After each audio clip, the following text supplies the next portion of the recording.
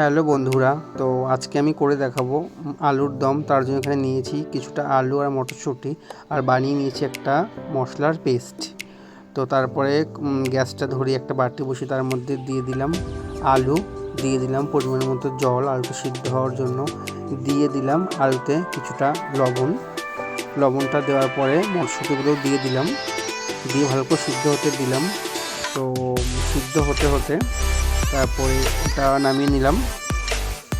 নামিয়ে নেওয়ার পরে আমি যে বাটা মশলাটা করেছি ওটা আমি ভিডিওর মাঝখানে বলে দেবো কী কী দিয়ে করেছি পেস্টটা।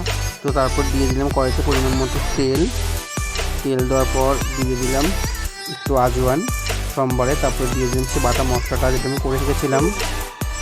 তো তারপর একটু মশলাটাকে একটু কষিয়ে দিয়ে দিলাম কিছুটা হিংয়ের পর দিয়ে দিলাম হলুদ, দিয়ে দিলাম লবণ, তারপর দিয়ে দিলাম সিদ্ধ করা মটরশুঁটিগুলো।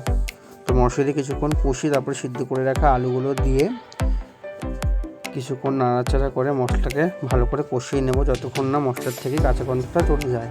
তো কষিয়ে নেওয়ার পরে দিয়ে দিলাম পরিমাণ মতো গরম জল।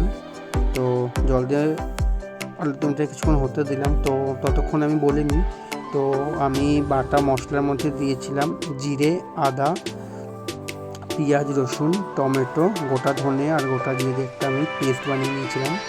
তো তারপরে ঝোলটা হয়ে আসলে এর মধ্যে দিয়ে দিলাম ঘরে তৈরি করা ভাজা মশলা। তো এই মশলা কী দিয়ে করেছিলাম তোমাদের একটা ভিডিওতে বলবো, তো মশলা আমি কী করে বানিয়েছিলাম। তো তৈরি হয়ে গেলে লাল লাল ঝাল ঝাল আলুর দম।